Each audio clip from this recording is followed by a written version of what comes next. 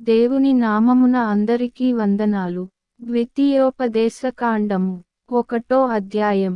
యొర్దాను ఇవతలనున్న అరణ్యములో, అనగా పారానుకును, తోపెలు, లాబాను, హజేరోతు, దీజాహాబను స్థలములకును మధ్య సూపునకు ఎదురుగానున్న ఆరాబాలో మోషే ఇశ్రాయేలీయులందరితో చెప్పిన మాటలు ఇవే. హోరేబు నుండి శేయీరు మన్నెపు మార్గముగా కాదేషు బర్నేయ వరకు 11 దినముల ప్రయాణము. హెష్బోనులో నివసించిన అమోరీయుల రాజైన సీహోనును, అష్తారోతులో నివసించిన బాషాను రాజైన ఓగును ఎద్రెయీలో హతము చేసిన తరువాత 40వ సంవత్సరములో 11వ నెల మొదటి తేదీని మోషే ఇశ్రాయేలీయులకు బోధించుటకై యెహోవా తనకాజ్ఞాపించినదంతయు వారితో చెప్పెను.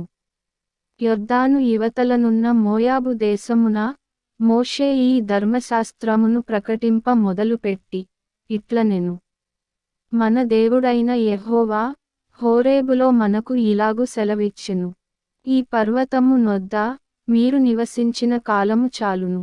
మీరు తిరిగి ప్రయాణమై అమోరీయుల మన్నెమునకును, అరాబాలోను, మన్నెములోను, లోయలోను, దక్షిణ దిక్కున సముద్ర తీరములోనున్న స్థలములన్నిటికిని, కనాను దేశమునకును, లెబానోనుకును, మహానది అయిన యూఫ్రటీసు వరకును వెళ్ళుడి.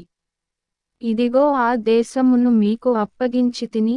మీరు వెళ్ళి యెహోవా మీ పితరులైన అబ్రాహాము, ఇస్సాకు, యాకోబులకును వారి తరువాత వారి సంతానమునకును ఇచ్చెదనని నేను ప్రమాణము చేసిన దేశమును స్వాధీనపరచుకొనుడి.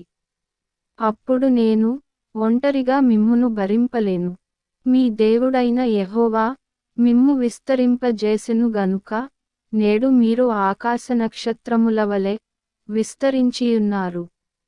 మీ పితరుల దేవుడైన యెహోవా మీ జనసంఖ్యను 1000 రెట్లు ఎక్కువ చేసి తాను మీతో చెప్పినట్లు మిమ్మును ఆశీర్వదించునుగాక. నేనొక్కడనే మీ కష్టమును, మీ భారమును, మీ వివాదమును ఎట్లు భరింపగలను? జ్ఞానవివేకములు కలిగి మీ గోత్రములలో ప్రసిద్ధి చెందిన మనుష్యులను ఏర్పరచుకొనుడి.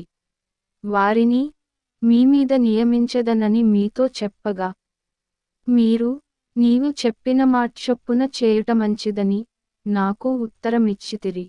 కాబట్టి బుద్ధి కలిగి ప్రసిద్ధులైన మీ గోత్రములలోని ముఖ్యులను పిలిపించుకొని మీ గోత్రములకు న్యాయాధిపతులుగా ఉండుటకై 1000 మందికి ఒకడును, 100 మందికి ఒకడును, 50 మందికి ఒకడును, 10 మందికి ఒకడును వారిని మీమీద నేను నియమించితిని. అప్పుడు నేను మీ న్యాయాధిపతులతో మీ సహోదరుల వ్యాజ్యములను తీర్చి ప్రతి మనుష్యునికిని, వాని సహోదరునికిని, వాని యొద్దనున్న పరదేశికిని న్యాయమును బట్టి మీరు తీర్పు తీర్చవలెను. తీర్పు తీర్చునప్పుడు అల్పుల సంగతి గాని, ఘనుల సంగతి గాని పక్షపాతము లేకుండా వినవలెను. న్యాయపు తీర్పు దేవునిదే. కాబట్టి మీరు మనుష్యుని ముఖము చూచి భయపడవద్దు. మీకు అసాధ్యమైన కఠిన వ్యాజ్యమును నా యొద్దకు తీసుకొని రావలెను. నేను దానిని విచారించెదనని వారికాజ్ఞాపించితిని. మరియు మీరు చేయవలసిన సమస్త కార్యములను గూర్చి అప్పుడు మీకాజ్ఞాపించితిని. మనము హోరేబు నుండి సాగి మన దేవుడైన యెహోవా మనకాజ్ఞాపించినట్లు మీరు చూచిన ఆ ఘోరమైన మహారణ్యములో నుండి వచ్చి అమోరీయుల మన్నెపు మార్గమున కాదేషు బర్నేయకు చేరితిమి. అప్పుడు నేను మన దేవుడైన యెహోవా మనకిచ్చుచున్న అమోరీయుల మన్నెమునకు వచ్చియున్నాము. ఇదిగో నీ దేవుడైన యెహోవా ఈ దేశమును నీకు అప్పగించెను.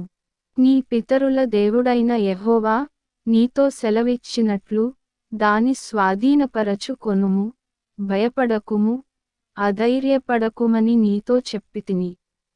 అప్పుడు మీరందరూ నా యొద్దకు వచ్చి, మనకంటే ముందుగా మనుష్యులను పంపుదము.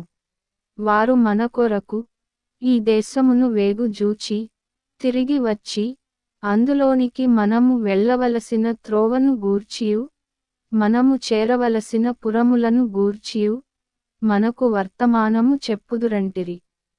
ఆ మాట మంచిదనుకొని, నేను గోత్రమొక్కంటికి ఒక మనుష్యుని చొప్పున 12 మనుష్యులను పిలిపించితిని. వారు తిరిగి ఆ మన్నెమునకు పోయి, ఎష్కోలు లోయకు వచ్చి, దాని వేగుజూచి, ఆ దేశఫలములను చేతపట్టుకొని, మన యొద్దకు తీసుకొని వచ్చి, మన దేవుడైన యెహోవా మనకిచ్చుచున్న దేశము మంచిదని మనకు తెలియజెప్పిరి.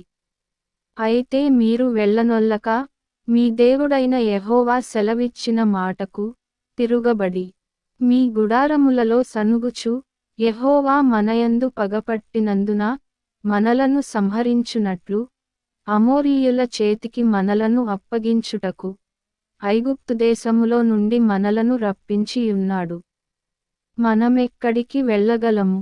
మన సహోదరులు అక్కడి జనులు మనకంటే బలిష్ఠులును ఎత్తరులునై ఉన్నారు.